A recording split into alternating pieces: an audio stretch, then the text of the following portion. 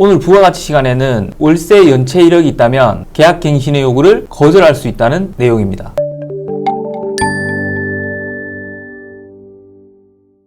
부동산TV 리얼입니다. 꽃솜입니다.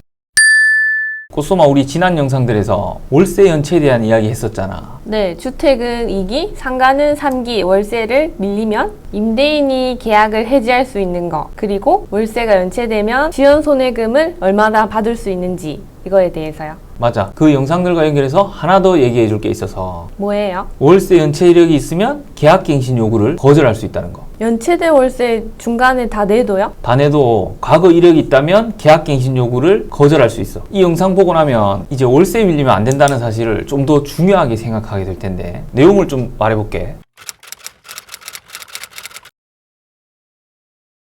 먼저 상가 건물 임대차 보호법, 이 법 제10조와 관련된 내용을 봐볼 필요가 있는데, 계약갱신의 요구 조항이네요. 10조 1항에서는 임대인은 임차인이 임대차 기간이 만료되기 6개월 전부터 1개월 전까지 그 사이에 계약갱신을 요구할 경우 정당한 사유 없이는 이를 거절하지 못한다고 규정되어 있는데, 다만 어느 경우에는 그러하지 아니하다라고 하여 8개 호로 나뉘어서 정해두었잖아.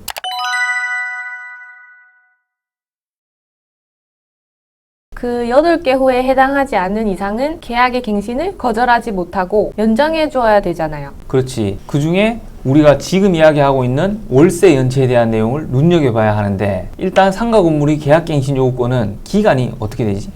과거 5년에서 지금은 10년. 맞아. 10년을 초과하지 않는 범위에서 계약의 갱신을 요구할 수 있잖아. 네, 권리금도 주고 인테리어 비용도 들었을 테니까 갱신이 그렇게 안 된다면 본전도 찾기 전에 계약이 종료돼 버리니까 임차인을 좀 보호해주는 측면에서 10년으로 늘린 거죠. 근데 이게 과도한 재산권의 침해라는 의견도 많은데, 봐봐. 예를 들어 볼게. 내가 내 상가에 퇴직 후 딸이랑 커피숍을 하려고 했는데 퇴직이 한 2, 3년 남아서 임대를 준다고 치자. 한번 임대를 주고 나면 10년간 어쩌면 상가를 못 쓰게 되는 거지. 거기다가 한 8년쯤 돼서 그 임차인이 권리금 받고 다른 사람한테 넘기게 되면 권리금 받는 거 방해하면 안 된다는 법조항들이 신설돼서 생겨 있잖아. 그로 인해서 신규 임차인과 새로운 계약을 해줘야 되잖아. 그 임차인도 또 10년간 갱신을 요구할 거고 갱신 거절을 못하게 되잖아. 평생 임대만 해야 될 수도 있겠네요. 그렇지. 이제 상가는 주택의 계약갱신 요구권 거절처럼 본인이나 혹은 직계 좀비속이 사용한다고 해서 계약갱신을 거절할 수 있는 게 상가는 없거든. 그래도 뭐 상가는 대부분 임대료 받으려고 사는 사람들이 뭐 대부분이니까. 대부분 그렇긴 하지. 자, 그럼 10년이란 걸 기억해두고 이 10년간 1년씩 갱신하면서 임차인은 상가 건물을 사용 수익할 수 있는데, 여기서 좀 전에 말한 제10조의 내용에서 임차인이 상기의 차임액에 해당하는 금액에 이르도록 차임을 연체한 사실이 있을 경우, 이 경우에 해당하면 갱신을 거절당한다는 거지.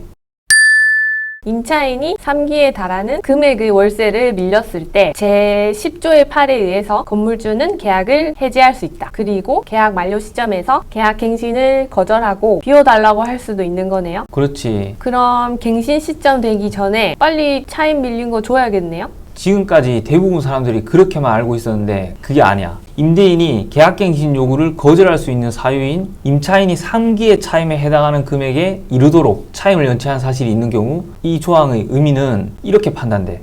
먼저 제10조의 8은 차임 연체액이 상기의 차임에 달하는 때, 반면 10조 1항의 1호에서는 3기의 차임에 해당하는 금액에 이르도록 차임을 연체한 사실이 있는 경우라고 문헌을 달리하게 규정하고 있잖아. 비슷한데 조금 다른. 그렇지. 그 취지는 임대차 계약 관계는 당사자 사이의 신뢰를 기초로 하므로 종전 임대차 계약 안의 차임을 상기분에 달하도록 연체한 사실이 있는 경우에까지 임차인의 일방적 의사에 의하여 계약 관계가 연장되는 것을 허용하지 아니한다는 것. 앞에서 말한 문헌과 취지에 비춰보면 임대차 기간 중 어느 때라도 차임 상기분에 달하도록 연체한 사실이 있다면 그 임차인과의 계약 연장을 받아들여야 할 만큼의 신뢰가 깨졌으므로 임대인은 계약갱신 요구를 거절할 수 있고, 반드시 임차인이 계약갱신 요구권을 행사할 당시에 상기분에 이르는 차임이 연체되어 있어야 하는 것은 아니다, 이거지. 그럼 계약기간 중에 아무 때나 3기 차임의 연체에 이력이 있다면 건물주는 계약갱신을 거절할 수 있다. 정당한 사유에 해당한다. 이렇게 봐야겠네요. 계약갱신 청구권을 행사할 당시뿐만 아니라 전체 기간 중에 연체 이력도 중요하다는 거지. 월세 밀리면 큰일 나겠네요. 그럼 주택은?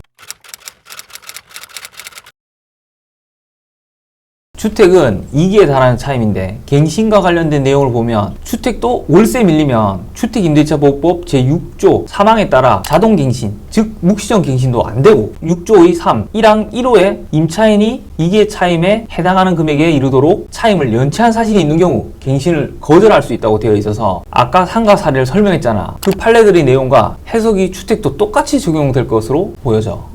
그럼 주택도 2기에 달하는 차임의 연체 이력이 있으면 계약갱신을 거절할 수 있는 정당한 사유가 될 것이다. 이거네요. 맞아. 주택도 계약갱신 청구권이 1회 있잖아. 이걸 못 쓰게 되는 거지. 주택도 계약갱신 요구권만 믿고 까불면 안 되겠네요. 일단 월세 내는 의무는 다 해야 한다. 그렇지. 주택의 계약갱신 청구권은 1회, 즉 횟수의 기준이고 상가는 이 횟수가 아니고 10년간 기간적으로 계약갱신 청구권이 있는 것이라고 이해하고 있어야 하고. 그럼 오늘 배운 걸 좀 정리하자면 첫 번째, 주택은 2기의 차임에 달하는 월세액이 연체되면 임대인의 선택에 따라 계약을 해지할 수 있다. 계약갱신 요구권의 행사를 거절할 수 있는 정당한 사유에 해당한다. 거기에 플러스 과거 이력을 포함한다. 이게 핵심이고. 그리고 두 번째, 상가는 3기의 차임에 달하는 월세액이 연체되면 임대인의 선택에 따라 계약을 해지할 수 있고 임차인에게 10년간 보장되는 계약갱신 요구권의 행사를 거절할 수 있는 정당한 사유이다. 상가도 플러스 과거 이력을 포함한다. 이게 오늘 내용의 핵심이지. 오늘 또 새로운 걸 알게 됐네요. 유익했지? 네. 그럼 오늘 여기서 끝! 자, 주택이든 상가든 월세를 못 받고 있거나 월세를 안 주고 계신 분들이 계실 텐데요. 오늘 영상 내용을 이해하시고 해당 내용으로 분쟁이 없으시길 바랍니다. 영상의 내용이 유익하셨다면 구독과 좋아요 부탁드립니다. 안녕! 떴습니다. 3기에 임대차 기간 중 어느 때나